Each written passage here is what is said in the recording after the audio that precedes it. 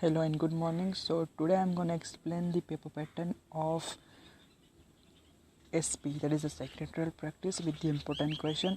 जैसा मैंने OCM का पेपर पैटर्न आपको एक्सप्लेन किया था, सिमिलर वे में मैं आपको SP का भी करने वाला हूँ.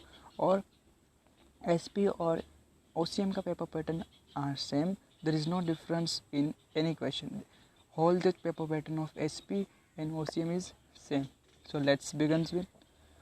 Yes.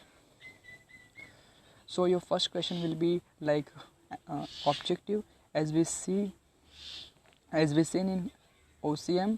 यहाँ पे भी आपको वैसा ही क्वेश्चन है. यहाँ पे भी 10 सब क्वेश्चन है. आउट ऑफ 10 क्वेश्चन आपको कोई भी 4 पूछेंगे. क्वेश्चन नंबर ए आपका ABCD रहेगा फॉर 5 मार्क्स ईच और आपको अटेम्प्ट करना है. हाँ, और बहुत सारे लोग मुझे पूछ रहे थे कि ट्रू और फॉल्स में हमें रीजनिंग भी देना है क्या. So no, you don't have to worry about that. आपको रीज़न नहीं लिखना है, सब आपको ट्रू है या फॉल्स है वो लिखना है. आपको ट्रू और फॉल्स का सिंबल नहीं करना है. आपको ट्रू या फॉल्स जो भी है वो लिखना है और रीजनिंग नहीं देना है. Don't worry about that. So this is your question number 1. Then question number 2.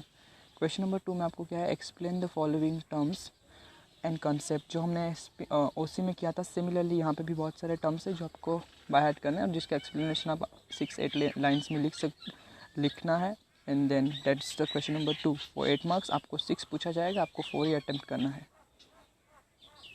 After question number 3 will be your case study as we seen in OCM also.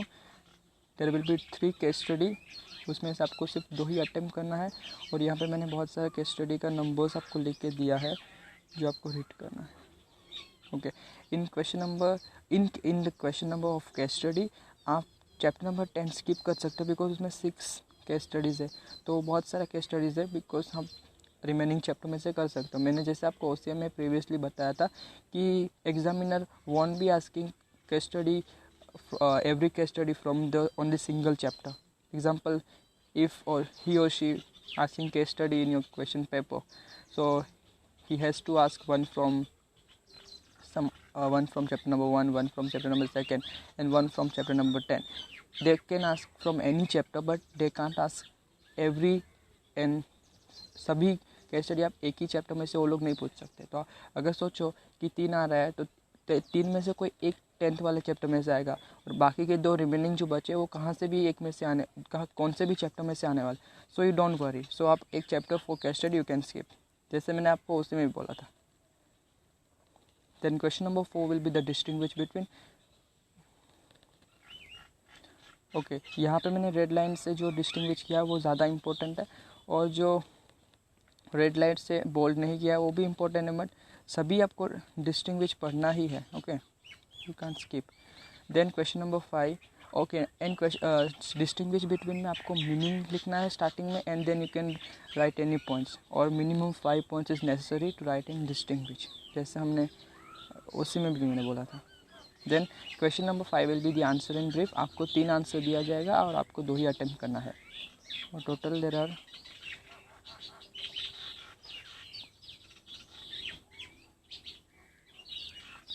Total 12 answer in brief. आपको ये 12 के 12 preparation करना है. 12 के 12 का आप skip मत करना, तो आपका हो जाएगा अच्छे से answer in brief.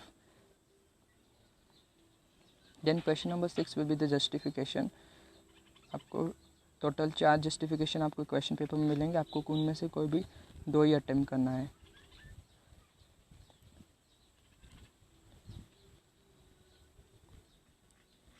Total justification है 16. आपको 16 में से कोई भी 4 आएगा और आपको 2 अटेम्प्ट करना है. बट यहाँ पे 16 के 16 आप पढ़ के रखना.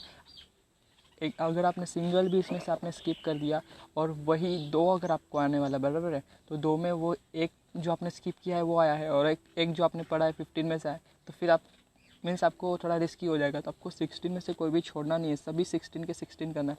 बिकॉज अगर आप अपने टेक्स्ट बुक देखेंगे तो उसमें बहुत सारे इट इज़ लाइक 50 के अराउंड है, उसमें से मैंने सिर्फ 40-50 के अराउंड है, उसमें से मैंने सिर्फ 16 ही दिया है.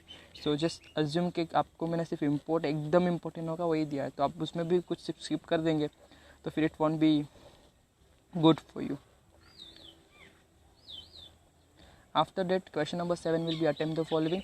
आपको अटेम्प्ट द फॉलोइंग में 3 क्वेश्चंस होंगे, उसमें से आपको 2 अटेम्प्ट करना है फॉर 5 मार्क्स. वन 5 मार्क्स के लिए होगा, दूसरा भी 5 मार्क्स, मीन्स 5 मार्क्स ईच होगा, तो दोनों मिलकर 10 मार्क्स हो जाएगा।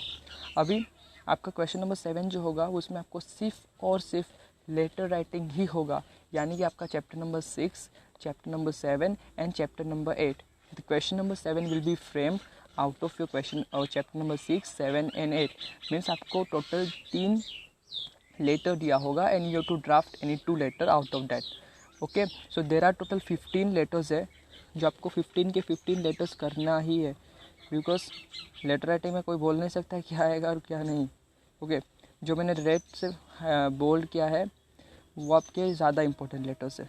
और वन मोर थिंग, जो यहाँ पे जो लेटर्स है आपको क्वेश्चन नंबर 8 में लास्ट में पूछ भी सकते हैं फॉर 8 मार्क्स ऑल्सो, तो आपको पूछ भी सकते हैं और नहीं भी पूछ सकते हैं। सो बट ये 14 लेटर्स आपको करना ही है, you can skip any letter. Okay, याद रखना लेटर में कुछ भी आपका स्किप स्काप नहीं हो सकता है, you have to do all the letters. And then your last question में भी आंसर इन डिटेल, आपको 2 आंसर दिया रहेगा, आपको 1 आंसर ही अटेम्प्ट करना है फॉर 8 मार्क्स। और आपको मैंने उसी में स्ट्रक्चर बताया था कि आपको पहले इंट्रोडक्शन लिखना है, फिर आपको मीनिंग लिखना है, फिर डेफिनेशन लिखना है, यस, और फिर आपको बॉडी ऑफ द आंसर लिखना है, फिर आपको कंक्लूजन लिखना है। सो वैसे ही यहाँ पे लिखना है, सेम सिमिलर वे में। और यहाँ पे नोट क्या बोला है, लेटर फ्रॉम क्वेश्चन नंबर 7 में ask here an 1 out of 14। अभी मैंने बोला ना 14 लेटर जो भी आपने किया क्वेश्चन नंबर 7 में, उसमें से भी यहाँ पे एक क्वेश्चन आ सकता है। मीन्स आपका जो क्वेश्चन नंबर 8 होगा, जो आंसर इन डिटेल होगा, उसमें एक प्रैक्टिकल क्वेश्चन होगा जो कि लेटर आपका है, और 1 थियरी क्वेश्चन होगा जो कि आपका यहाँ 5 क्वेश्चन है, उसमें से कोई एक क्वेश्चन रहेगा। ओके, सो देखो, so question number 8 will be content theory question and 1 letter. Out of 2 you will have to attempt any 1। But अभी आपको लग रहा हो कि हम 5 क्वेश्चन पढ़े ही नहीं, तो सिर्फ हम लेटर ही कर ले, तो वो ऐसे भी क्वेश्चन नंबर 8 में आने ही वाला है ना, ऐसा आप सोच रहे हैं। You might be thinking that way, but don't do that, because बोल नहीं सकते कि लेटर आएगा ही। पहले के सिलेबस में ऐसा होता था कि लेटर ही आता था और एक थियरी क्वेश्चन, बट अभी आपका सिलेबस न्यू है तो पता नहीं कि कैसा होगा। तो आप ये 5 क्वेश्चन भी पढ़ना और लेटर भी पढ़ना, बिकॉज लेटर आपको क्वेश्चन नंबर 7 में आने ही वाला है, और ये 5 क्वेश्चन आपको क्वेश्चन नंबर 8 में भी आएगा, प्लस क्वेश्चन नंबर 5 में भी पूछ सकते हैं। सो ये जो भी मैंने क्वेश्चन, जितने भी क्वेश्चन दिए हैं, ये आपको लेटर, क्वेश्चन, जस्टिफिकेशन, ऑल अगर आप अच्छे से पढ़ लेंगे, so it will be very good for you, अच्छा हो जाएगा, फिर आपका मार्क्स भी ज़्यादा आप स्कोर कर सकते हो। So thank you, and I will be uploading economics next time.